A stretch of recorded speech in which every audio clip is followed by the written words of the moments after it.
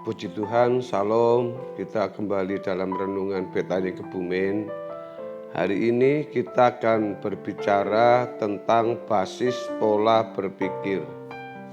Saudaraku yang dikasihi oleh Tuhan Yesus, orang percaya yang mendatangkan atau menghadirkan kerajaan Allah sebenarnya sedang mengembangkan logika rohaninya. Logika di sini maksudnya pola dan landasan berpikirnya. Rohani maksudnya sesuatu yang memiliki nilai lebih dari kefanaan dunia ini.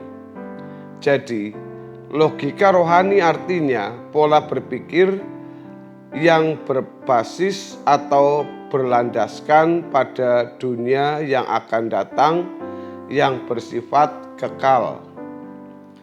Logika rohani ini dikemukakan oleh Paulus dalam suratnya yang tertulis dalam 2 Korintus 4 ayat yang ke-18. Sebab kami tidak memperhatikan yang kelihatan, melainkan yang tidak kelihatan. Karena yang kelihatan adalah sementara, sedangkan yang tidak kelihatan adalah kekal. Saudara-saudara, untuk ini orang percaya harus rela meninggalkan pola pikir yang salah, pola pikir yang berbasis pada dunia hari ini. Orang-orang yang logika berpikirnya berbasis pada dunia hari ini adalah orang-orang yang mendatangkan atau menghadirkan kerajaan dunia ini. Hidup mereka terbelenggu dengan berbagai keindahan dunia dan segala hiburannya. Pada dasarnya, mereka adalah orang-orang yang dikendalikan dan diatur oleh kuasa dunia. Orang percaya harus memikirkan hal-hal kekekalan dengan serius dan memahaminya dengan lengkap agar memiliki basis berpikir yang mengarah pada kerajaan Allah, sehingga dengan demikian dapat mendatangkan atau menghadirkan kerajaan Allah dalam hidupnya hari ini. Saudara-saudara, sebagai orang-orang pilihan Tuhan, hendaknya orang percaya melangkah dengan langkah pasti untuk menyinkronkan status dan keberadaan sebagai anggota keluarga kerajaan Allah dengan perilaku setiap hari. Kalau seseorang sudah dibelenggu oleh keindahan dunia ini dan segala hiburannya sehingga dikendalikan oleh kuasa dunia, berarti ia menutup pintu hati terhadap pemerintahan Allah. Tentu saja orang tersebut tidak dapat mendatangkan atau menghadirkan kerajaan Allah. Dengan demikian, orang tersebut membawa diri terpisah dari Allah atau menjauh dari Dia dan menuju kepada kebinasaan. Dalam hal ini dapat dimengerti bahwa keselamatan atau kebinasaan seseorang sangat tergantung dari keputusan individu, bukan ditentukan oleh Allah. Bapak Ibu Saudaraku yang dikasihi oleh Tuhan Yesus, dalam hal tersebut ini sejatinya hidup baru pada dasarnya adalah perubahan pola berpikir. Perubahan ini merupakan proses yang bertahap. Sarana untuk mengalami perubahan pola berpikir ini adalah kebenaran firman Tuhan yang murni. Kalau firman Tuhan diberitakan secara tidak benar, maka hal itu tidak membuat seseorang mengalami pembaharuan pikiran sampai pada memiliki pikiran dan perasaan Kristus. Pembaharuan oleh firman harus ke arah Tuhan Yesus.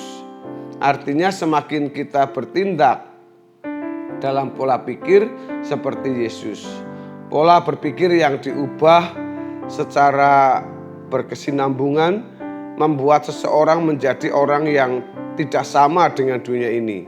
Sampai pada akhirnya orang percaya tersebut bisa menyatakan, hidupku bukan aku lagi tetapi Kristus yang hidup di dalamku. Lebih jelas dikatakan oleh Paulus dalam Galatia pasal yang kedua ayat yang ke-20. Namun aku hidup, tetapi bukan lagi aku sendiri yang hidup, melainkan Kristus yang hidup di dalam aku. Dan hidupku yang kuhidupi sekarang di dalam daging adalah hidup oleh iman dalam Anak Allah yang telah mengasihi aku dan menyerahkan dirinya untuk aku. Saudara-saudaraku sekalian, orang yang sampai pada pengakuan ini barulah dapat hidup dalam pemerintahan Allah atau mendatangkan kerajaan Allah. Ini adalah pengalaman hidup seorang yang benar-benar telah memiliki kelahiran baru secara benar. Banyak orang Kristen merasa sudah mengalami kelahiran baru, padahal tidak hidup dalam pemerintahan Allah. Hidupnya masih dikendalikan oleh dirinya sendiri. Itu berarti ia belum mengalami kelahiran baru. Itu juga berarti belum menjadi anak-anak Allah yang sah. Suatu hari nanti Tuhan Yesus akan berkata kepada orang-orang seperti ini, "Aku tidak mengenal kamu." Bapak-bapak, ibu-ibu, saudara yang dikasihi oleh Tuhan Yesus, seseorang tidak bisa dikatakan sudah lahir baru sebelum menjadi manusia Allah yang semakin seperti Yesus. Hasil dari kelahiran baru ini menciptakan manusia yang lain, maksud saya menciptakan manusia lain yang tidak serupa dengan dunia ini. Menjadi ciptaan baru atau hidup baru memiliki ukuran yang sangat tinggi. Bukan hanya melakukan suatu kegiatan rohani dari seorang non-Kristen menjadi Kristen, atau dari seorang yang tidak bergereja menjadi anggota gereja, dari seorang yang tidak aktif dalam kegiatan gereja mulai aktif dalam kegiatan gereja. Kegiatan rohani hanya memberi ciri orang beragama. Sedangkan hidup baru dalam Tuhan sesuatu yang sangat berbeda. Orang yang benar-benar hidup baru dalam Tuhan akan menunjukkan kualitasnya ketika ia menghadapi berbagai pengaruh dunia. Ia akan bersikap seperti Yesus. Saudara-saudara, orang yang lahir baru dan hidup dalam pemerintahan Allah berarti mendatangkan atau menghadirkan kerajaan Allah dalam hidupnya. Sehingga tidak akan mudah terpengaruh oleh suasana dunia ini. Inilah keistimewaan orang percaya yang mendatangkan atau menghadirkan kerajaan Allah, yaitu mereka dilahirkan dari atas. Hal ini tidak bisa terjadi atau berlangsung dengan mudah dan secara otomatis, tetapi melalui perjuangan dan terjadi atau berlangsung secara bertahap. Dalam hal ini, panggilan untuk mengerjakan keselamatan dengan takut dan gentar sama maknanya dengan usaha mendatangkan atau menghadirkan kerajaan Allah atau hidup dalam pemerintahan Allah.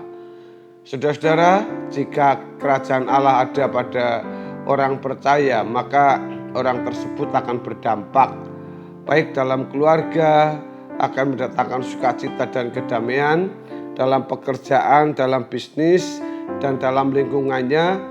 Semua akan merasakannya, yaitu kehadiran kita di tengah-tengah mereka.